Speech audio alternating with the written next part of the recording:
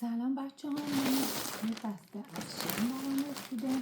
نمیدونم که چه اندازه با شین آشنا هستیم، ولی شین یک مارکیه که در واقع الان خیلی معروفه و چه لباس داره، یه سری وسایل خونه داره و یه سری چیز خیلی باحال و بانمک داره که من معمولا سفارش میدم.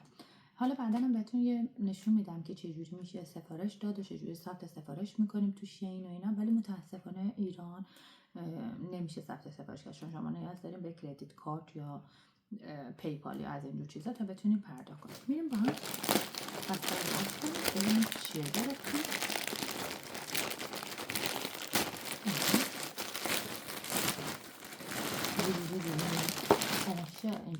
خب الان بذاریم بکنم با این اینا خیلی چیزای خیلی خوبی هم من خیلی دوست دارم. معمولا سفارششون میدم.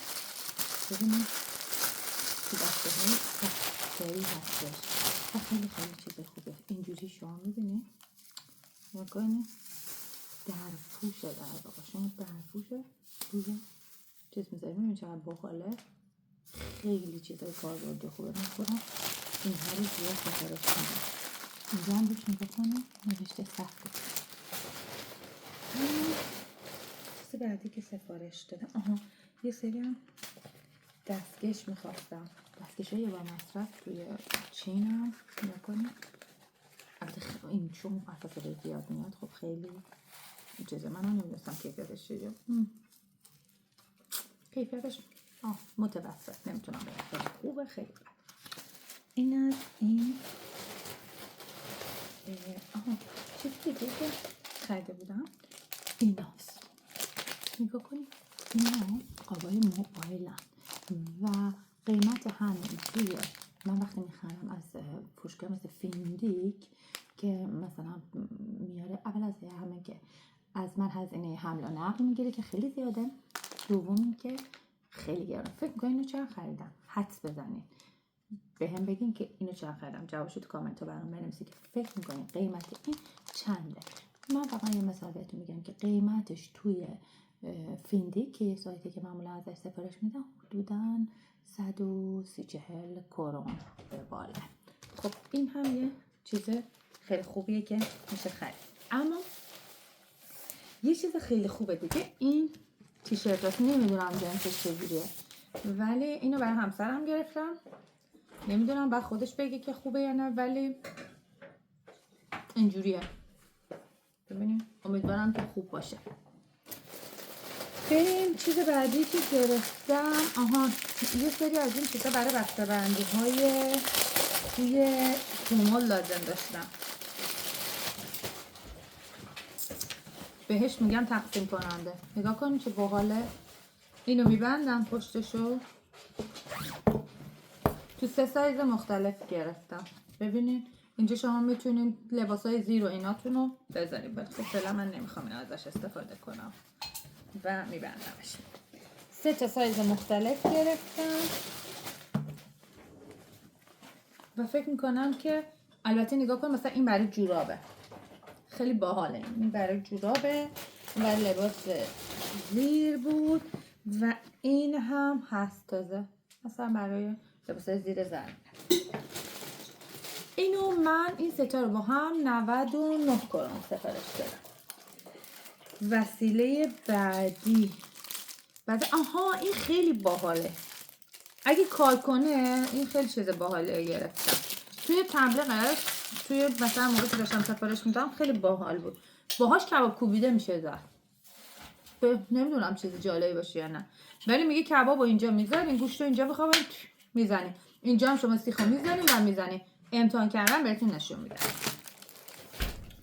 یه بسته خودکار گرفتم. اینا من خیلی دوست دارم. نکنین خیلی چیزای خوبیه.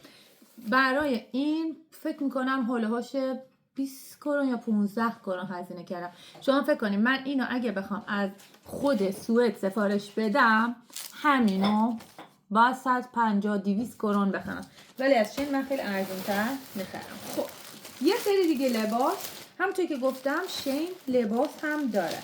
خب اینا جنساش خیلی بهتره. اون اولی حالا نخ نبود ولی اینا نخه. اینا همه نخه. من 3 تا رنگ مختلف سفارش دادم. یه چیز دیگه، وقتی شما بالا سفارش میدین معمولا خیلی تخفیف هم میخوره. معمولا خیلی تخفیف میخوره. نگاه کنید چه باحاله. 3 تا رنگ.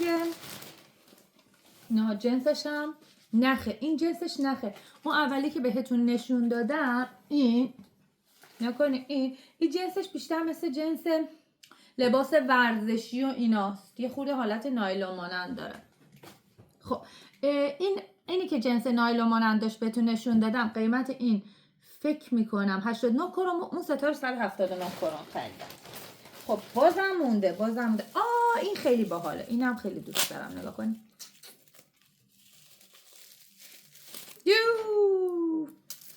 این خیلی باحال بود. این چاقوه برای خورد کردن سیب زمینی. به سیب زمینی شکل میده واقعا. خب اما هنوز مونده. خب این چی بود اصلا؟ بعضی چیزا رو گاهی وقتا خودم آها اینم خیلی باحاله. من معمولا اینجور چیزا رو بیشتر میخرم از شین. بیارم بهتون نشون بدم. خدا این برای خیار رنده کردن بود. چی بود؟ اینو یادم نمیاد. باید برم ببینم. اما اینم یه چیز خیلی خوبه. من به شخصه خودم از این خیلی استفاده کردم. بهش فکر میکنم 5 کرون. اینو 5 کرون خریدم.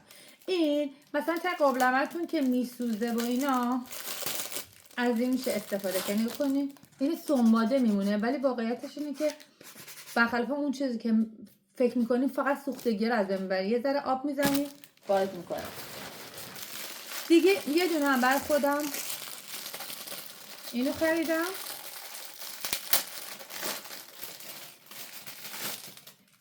یه دونه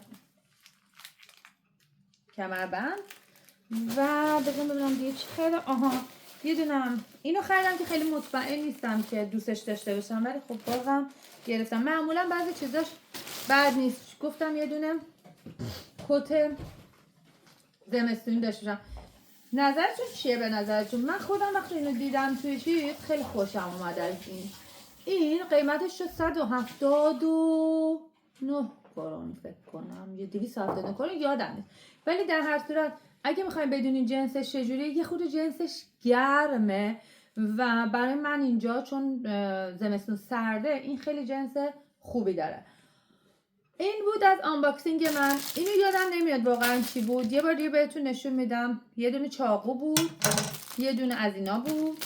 این فکر میکنم برای خورد کردن هویجینا بود. برای گل کردن اینا بود. حقیقتشو بخواین اگه یه روز استفاده کنم بهتون نشون میدم. این کباب بود. همونطور که گفتم اینا حدس بزنیم برای من که قیمتش چقدره. این که سرپوشای چیز بود بهتون نشون دادم. دیدم که گفتم دستکشا خیلی ارزون خریدم. خیلی ارزون. یه ویدیو بعدا براتون میسازم و بهتون میگم که چجوری من از شین سفارش میدم و در بیشتر موارد که از شین سفارش میدم از یه درصدی که بالاتر میشه معمولا 20-25% هم ممکنه تخفیف بگیرم. البته تخفیف بیشتر برای لباسه. برای وسایل اینجوری که بهتون نشون دادم خیلی نمیشه تخفیف گرفت. این بود از خریدای این دفعه من. امیدوارم خوشتون اومده باشه. فعلا